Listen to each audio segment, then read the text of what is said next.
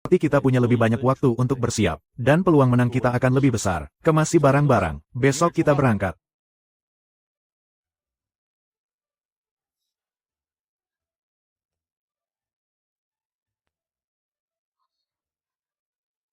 Kalian pasti lelah setelah menempuh perjalanan jauh. Ini adalah tempat tinggal kalian selama berada di ibu kota nanti. Kak Yongan, aku datang.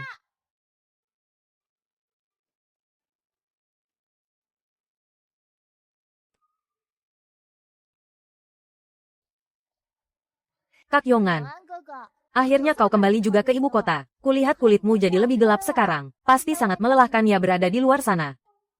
Lin Wuming, kenapa kau tidak bisa lebih menjaga Kak Yonganku dengan baik? Hah, kau pikir dia itu sekasar dirimu? Sudahlah. Jangan salahkan Wuming. Cuaca di Jiangnan memang sedikit lebih panas daripada di ibu kota. Wajar saja kalau kulitku sedikit lebih gelap. Tapi, bagaimana denganmu? Kenakalan apa lagi yang sudah kau buat akhir-akhir ini? Aku tidak nakal sama sekali. Setiap hari aku selalu patuh belajar menulis dan tata krama. Aku sangat berharap Kak Yongan akan memujiku saat kembali. Kak Yongan, siapa dia?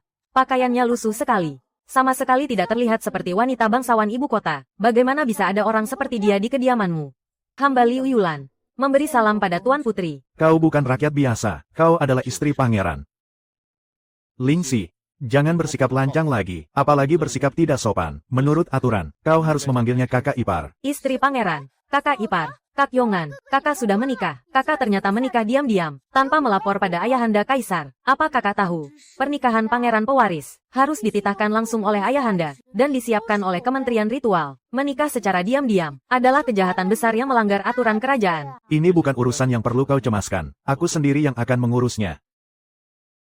Lalu, wanita yang ini, apa aku harus memanggilnya kakak ipar muda? Tuan Putri bisa saja bercanda. Keluarga hamba, Su Qingru, berdagang turun-temurun. Hubungan hamba dengan pangeran hanyalah sebatas urusan bisnis. Kedatangan hamba mengikuti pangeran ke ibu kota kali ini, hanya untuk memperluas jalur perdagangan keluarga Su, dan membangkitkan kembali bisnis keluarga. Sama sekali tidak ada hubungan asmara di antara kami. Kalau kau bicara sembarangan lagi, pulang saja ke kediamanmu sana. Baiklah, aku tidak akan bicara lagi. Astaga. Aku hampir lupa tujuan utamaku. Kakak putra mahkota secara khusus menyuruhku untuk mengundang Kak Yongan menghadiri jamuan perayaan kerajaan di Istana Timur. Jamuan Istana Timur. Apa putra mahkota mengatakan alasannya mengadakan jamuan semegah ini? Kakak putra mahkota tidak bilang apa-apa, tapi dia berpesan khusus kepadaku agar aku wajib mengundangmu. Aku baru saja tiba di ibu kota dan dia langsung mengadakan perjamuan besar di Istana Timur. Yang mulia putra mahkota, kau bertindak terlalu terburu-buru. Kembalilah dan beritahu putra mahkota. Aku pasti akan datang tepat waktu, dan suruh dia menyiapkan arak dan hidangan yang enak. Kalau makanan di perjamuan Istana Timur ini tidak enak, acaranya pasti akan hancur berantakan.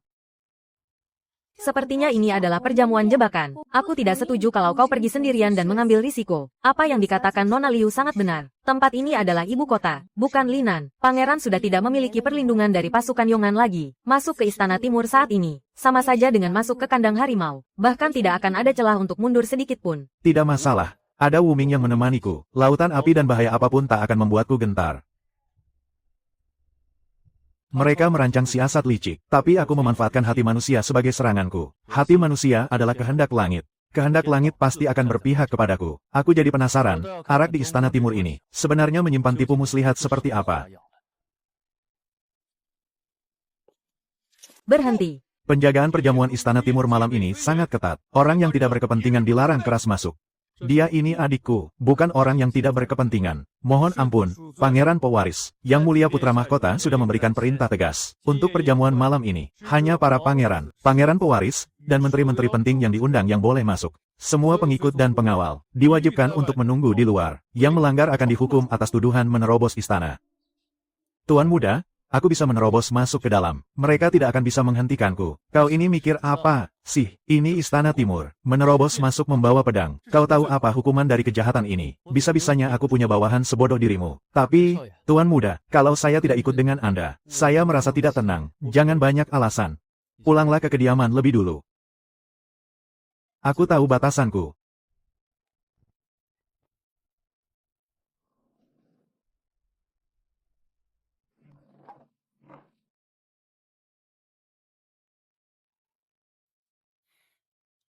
Salam hormat, Yang Mulia Putra Mahkota. Yongan, kau sudah datang. Silakan duduk.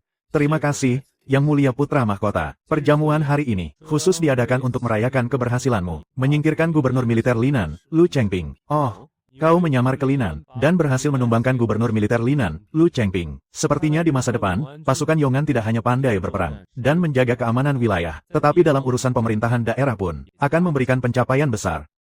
Perkataan putra mahkota itu benar-benar menusuk kelemahan Tuan Yongan. Tuan Yongan memegang kendali atas pasukan besar. Jika dia sampai ikut campur dalam urusan politik daerah, itu sama saja dengan membangun kerajaannya sendiri. Yang Mulia terlalu memuji. Yongan hanya menjalankan kewajiban sebagai seorang abdi. Mana berani hamba mengklaim pencapaian besar itu. Mengenai semua urusan di Linan, hamba selalu melaporkan setiap detailnya dengan jelas. Sampai-sampai beberapa merpati pembawa surat rahasia mati kelelahan. Apalagi tentang eksekusi mati Lu Chengping. Jika bukan karena izin dan restu diam-diam dari Yang Mulia, walaupun hamba diberi keberanian sebesar langit sekalipun, hamba tidak akan pernah berani bertindak sejauh itu. Kalau boleh hamba katakan, semua pencapaian di Linan murni karena siasat cemerlang Yang Mulia. Hamba sama sekali tidak berani merampas jasa tersebut. Bukankah begitu, Yang Mulia?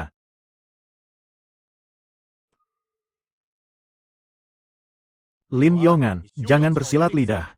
Kau mengandalkan besarnya kekuatan pasukan Yongan, dan berani mengancam putra mahkota di depan umum, serta membunuh pejabat tinggi perbatasan tanpa izin. Tindakan sewenang-wenang seperti itu, masih berani kau sangkal. Masalahnya jadi sebesar ini. Lin Yongan benar-benar berani mengancam putra mahkota di jalanan. Sepertinya perselisihan dia dengan putra mahkota sangatlah besar. Perkataan Tuan Taifu barusan, hamba tidak bisa menerimanya. Hari itu di jalanan, puluhan ribu rakyat Linan turut menyaksikan. Apa yang mereka lihat dan dengar, semuanya adalah kebenaran. Jika Tuan Taifu tidak percaya, silakan panggil rakyat Linan ke ibu kota untuk bersaksi. Lu Chengping itu suka menindas dan memonopoli pasar di Linan. Mana punya dia reputasi yang baik, membunuhnya adalah keinginan rakyat. Taktik Lin Yongan kali ini benar-benar cerdas. Sudahlah, hal yang sudah berlalu tidak perlu diungkit lagi. Lu Chengping memang pantas menerima hukumannya. Kematiannya sama sekali tidak patut disesali. Hari ini kita hanya berkumpul untuk merayakan kemenangan Yongan. Jangan bicarakan lagi dendam lama. Aku dan Yongan akan tetap rukun layaknya saudara. Anda adalah seorang putra mahkota yang mulia. Ucapan rukun layaknya saudara itu, sungguh hamba tidak pantas menerimanya. Ayolah,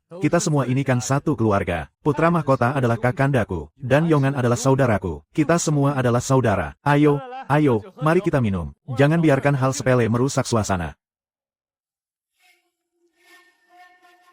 Apa semuanya sudah disiapkan dengan baik? Lapor Yang Mulia, semuanya sudah beres. Kami hanya menunggu Anda membanting gelas sebagai tanda. Bagus. Hari ini, mari kita mainkan jebakan perjamuan maut ini sampai akhir. Yongan, semua hal yang kau lakukan di Linan, sudah kudengar semuanya. Sungguh nekat, tapi aku suka. Lain kali kalau ada hal seperti ini lagi, ajaklah aku. Kalau pangeran ikut campur, pasti akan lebih mudah. Bisa diatur, bisa diatur. Lain kali kalau ada hal bagus semacam ini lagi, aku pasti akan mengingat. Pangeran kedua, sebagai junior, aku sangat mengagumi pengetahuan Tuan Guru Besar. Meskipun jalan kita berbeda, aku tetap ingin bersulang untuk Anda. HMPH. Aku sama sekali tidak sudi minum dengan pejabat arogan sepertimu. Tunggu sebentar, Guru. Ada pembunuh.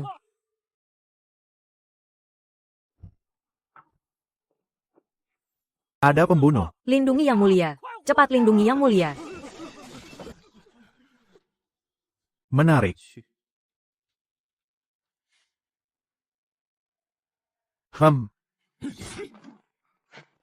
Sedang apa kalian berdiri mematung di sana? Menunggu mati. Ya, cepat lari.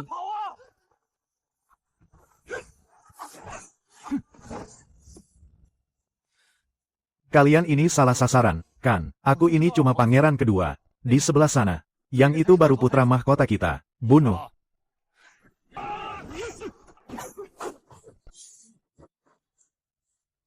Kalau kau datang terlambat sedikit saja, aku dan pangeran kedua pasti sudah jadi daging cincang. Tangkap hidup-hidup.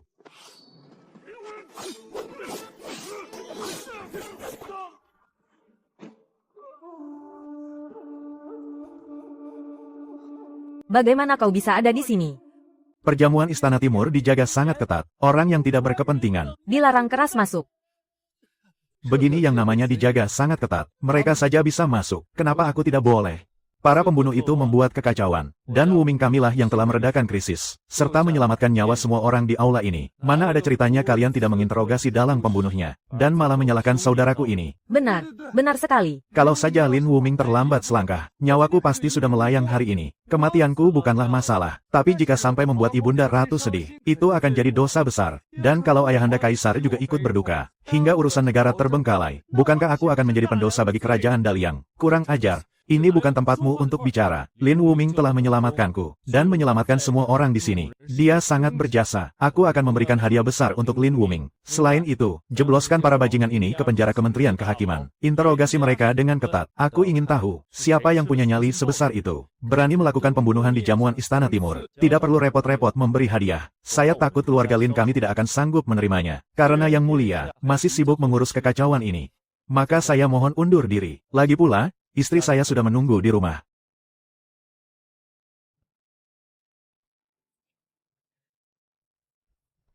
Yang Mulia Pangeran Muda, Tuan saya mengundang Anda.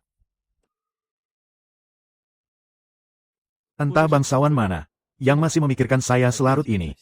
Pangeran Muda pasti terkejut. Ini aku. Apakah Pangeran Muda bersedia pindah ke keretaku untuk berbincang sebentar?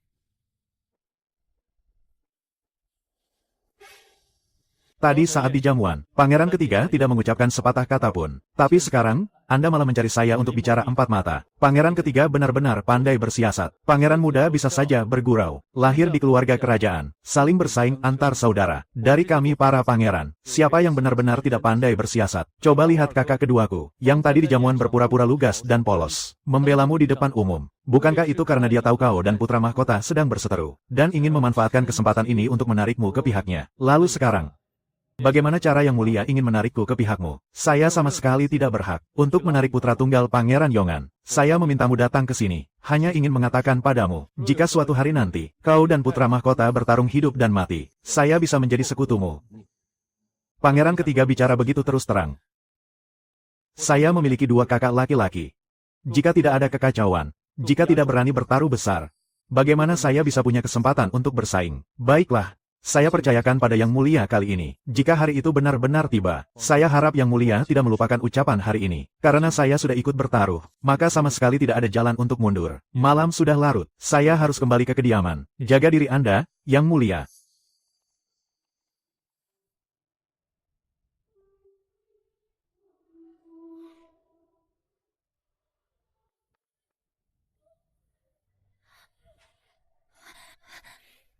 Syukurlah kamu sudah pulang.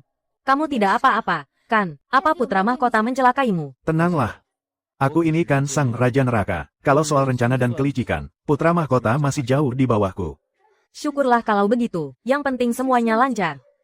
Ada apa? Sedang memikirkan sesuatu. Ayahku, Pangeran Yongan sudah tiada. Linan juga sudah tiada. Di dunia ini, sekarang aku cuma punya kamu. Kamu sudah membalaskan dendam ayahku. Aku tidak tahu bagaimana harus membalas kebaikanmu. Walaupun kita ini berstatus suami istri.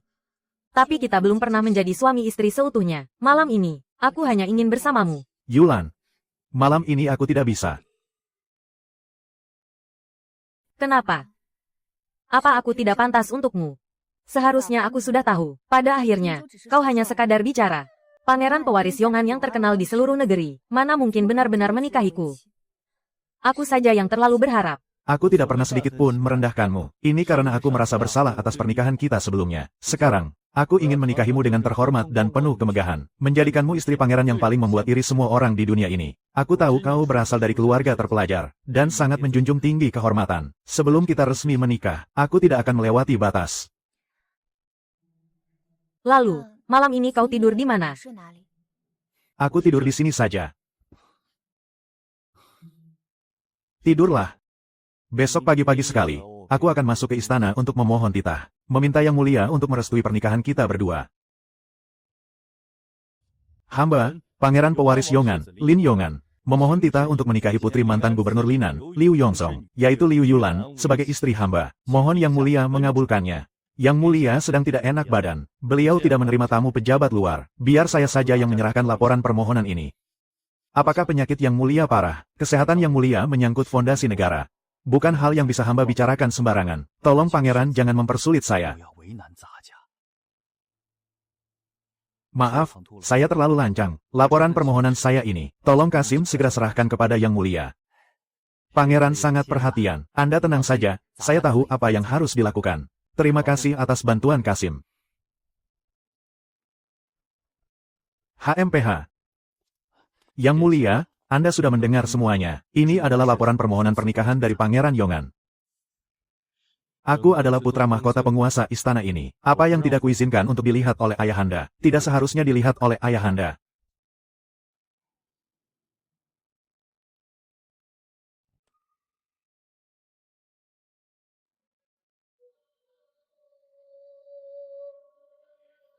Yongan, kamu mendekorasi semua ini. Bukankah ini terlalu menghabiskan banyak uang? Kita sudah melewati begitu banyak hal bersama. Aku sudah lama tidak peduli dengan hal-hal lahiriah seperti ini. Aku sudah berjanji akan menikahimu dengan megah. Jadi aku tidak akan membiarkanmu merasa menderita sedikit pun. Tuan Muda akan melangsungkan pernikahan besok. Tapi sampai sekarang Tita Baginda Raja belum juga tiba. Seharusnya 2 hari yang lalu. 2 hari yang lalu Tita itu sudah harus sampai di kediaman kita. Titah itu masih belum turun juga. Tuan Muda. Menikah tanpa adanya titah, itu melanggar aturan tata krama, dan tidak menghormati hukum yang berlaku. Putra mahkota sudah menganggap kita sebagai duri dalam daging. Jika dia berhasil menemukan kelemahan kita, dia pasti akan memanfaatkannya untuk menyerang kita. Ini semua salahku.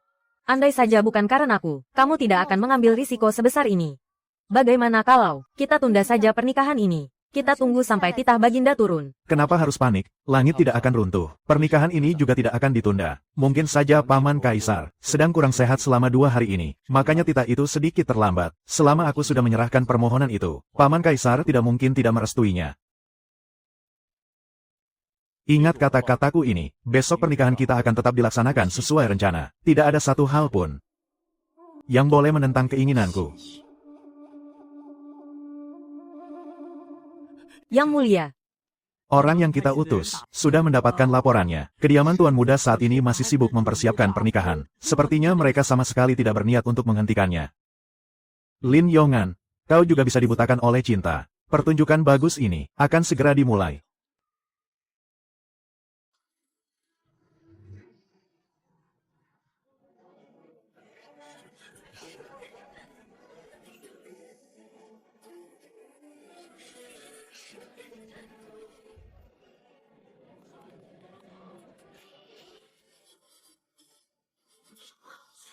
Pangeran Yongan ternyata menggelar acara semegah ini.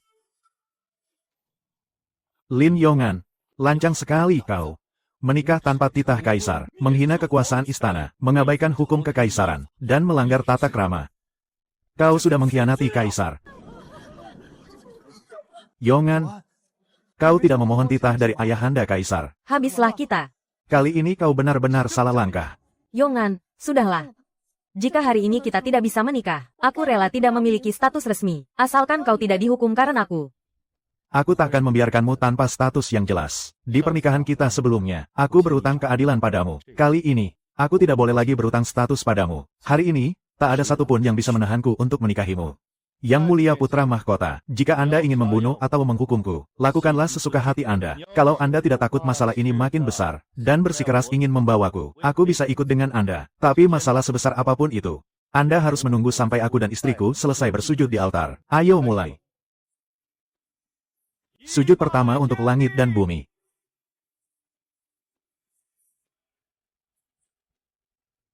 Kalian benar-benar tidak menghargai kaisar. Aku tidak akan membiarkan kalian terus berbuat onar. Pengawal, tangkap mereka. Serang. Hari ini, siapapun yang melewati garis ini, mati. Kau sudah gila. Ini adalah ibu kota, tepat di bawah kekuasaan kaisar. Beraninya kamu bertindak seperti ini. Lagi pula, aku ini putra mahkota. Aku tidak percaya kamu berani macam-macam denganku. Lin Wuming, jangan bertindak gegabah. Aku ini putra mahkota kekaisaran. Kalau terjadi apa-apa, kamu tidak akan sanggup menanggung akibatnya. Siapapun yang melewati batas ini, mati. Jika Yang Mulia bersikeras memaksa masuk, silakan saja dicoba. Jangan, Yang Mulia. Keselamatan Anda sangatlah berharga. Mana boleh Anda mengambil risiko berbahaya seperti ini. Tidak ada gunanya Anda terpancing emosi oleh mereka. Yang mulia, hamba sudah mengutus orang untuk memanggil para menteri. Mereka telah melanggar aturan tata krama istana. Pasti akan ada pejabat yang menindaknya sesuai hukum. Redakanlah amarah Anda untuk sementara waktu. Tunggu sampai para menteri datang. Belum terlambat untuk menghukum mereka nanti. Baiklah, aku akan menunggu. Aku ingin lihat. Sampai kapan mereka bisa terus bersikap kurang ajar begini. Lanjutkan. Penghormatan kedua, untuk orang tua.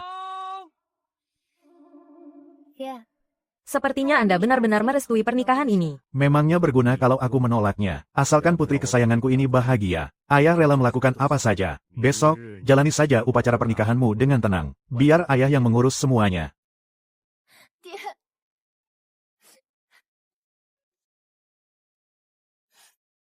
Ada apa ini?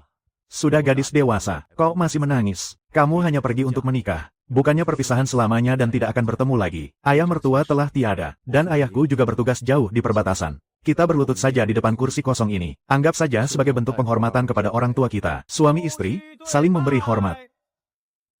Kali ini, aku akhirnya bisa membuka cadar pengantinmu dengan tenang. Gubernur Jingzhao tiba. Menteri upacara tiba. Gubernur dan menteri upacara datang. Kita lihat saja, sampai kapan mereka bisa bersikap sombong.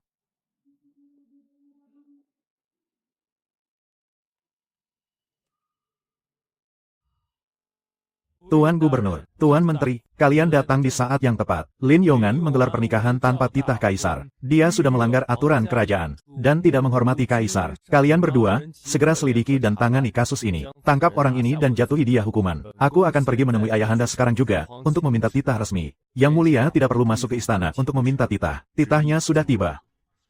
Lin Yongan, sudah kubilang, jangan bertingkah terlalu sombong. Ini adalah ibu kota, bukan markas militer Yongan milikmu, di mana kau bisa melakukan apapun semaumu. Di sini, aturan dan hukum akan selalu menekanmu. Ucapan yang mulia memang benar. Negara ini punya hukum. Kerajaan juga punya aturannya sendiri. Aturan dan hukum memang lebih penting daripada urusan pribadi. Karena titah kaisar sudah tiba. Tolong bacakan di hadapan semua orang, tuan-tuan, apapun hukuman yang diberikan oleh yang mulia kaisar. Aku, Lin Yongan, akan menanggungnya sendirian. Aku tidak akan pernah menghindar. Yongan, selagi masih ada waktu, katakan saja kalau semua ini adalah kemauanku. Aku yang memaksamu. Limpahkan semua kesalahannya padaku. Dengan begitu, kau masih bisa selamat. Kalau titahnya sudah dibacakan, kau akan kena hukuman berat. Karena melanggar aturan kerajaan. Dan tidak akan ada lagi jalan keluarnya. Tenang saja. Sudah kubilang, aku akan menikahimu. Maka aku pasti akan menikahimu. Hari ini, tidak ada satupun yang bisa menghentikanku. Lagi pula, mana ada ceritanya seorang pria bersembunyi di belakang seorang wanita. Kamu sudah mengorbankan kehormatanmu untuk melindungiku sekali. Mulai sekarang, aku yang akan berdiri di depanmu untuk menghadapi segalanya. Tuan muda, apapun yang Tuan katakan hari ini, akan saya laksanakan. Sekalipun harus membawa Tuan dan Nyonya muda bertarung kembali ke markas prajurit Yong'an. Saya sanggup melakukannya. Adikku yang baik. Kenapa kamu masih saja ceroboh begini? Kalau ada waktu luang, kurangilah berlatih bela diri. Perbanyaklah membaca buku, agar pikiranmu lebih dewasa. Kalau kamu membawaku kembali ke markas, bukankah itu hanya akan menyulitkan posisi ayahku? Maaf membuat tuan-tuan berdua harus melihat kejadian memalukan ini. Silakan tuan-tuan membacakan titah kerajaannya. Bocah nakal, aku sudah mendengar semua tentang masalah kalian. Sebagai laki-laki sejati, harus bertindak benar dan teguh pada pendirian. Kalau bertemu gadis yang disukai, kejarlah. Nona Liu rela mempertaruhkan kehormatannya demi melindungimu. Itu sungguh luar biasa. Aku sangat mengaguminya. Aku perintahkan kamu untuk melindungi Nona Liu seumur hidupmu.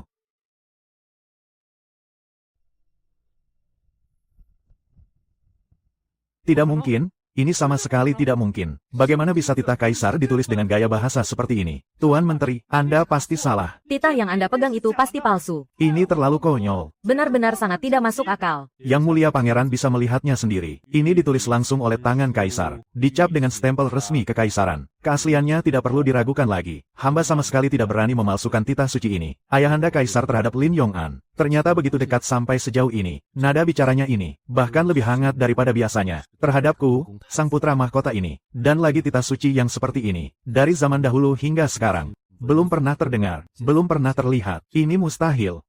Aku ini putra mahkota pemimpin negara. Jelas-jelas aku sudah membakar surat permohonanmu. Ayahanda Kaisar sama sekali tidak mungkin melihat permohonan itu. Aku, Jelas-jelas sudah memutus semua jalan keluar untukmu. Apakah Yang Mulia mengira, dengan membakar satu surat permohonan saja, bisa menutup semua jalanku? Sang pembuat siasat punya rencananya sendiri, sedangkan yang terjebak di dalamnya malah kebingungan. Kau pikir kau adalah orang yang merancang jebakan ini, tapi sebenarnya, kau sudah lama terperangkap di dalamnya. Apakah Yang Mulia masih ingat? 2 ekor merpati pos yang pernah terbang di kota Linan. Aku sudah memahaminya sejak lama, tapi sayangnya pandanganmu terlalu sempit. Kau hanya bisa melihat apa yang ada di depan mata. Hebat sekali kau, Lin Yongan. Harus kuakui kau hebat. Hari ini kau yang menang. Kalau begitu, aku ucapkan selamat atas pernikahan pangeran muda. Urusan di antara kau dan aku masih sangat panjang. Mohon tunggu sebentar, Yang Mulia Putra Mahkota. Karena sudah telanjur datang, kenapa tidak minum arak pernikahan dulu sebelum pergi? Di antara kau dan aku, segalanya sudah menjadi sangat jelas. Kita ini bagaikan air dan api. Apa aku masih perlu meminum arak pernikahanmu? Hari ini, pernikahanku dengan Liu Yulan telah resmi. Mulai detik ini, dia adalah istri sah pangeran muda.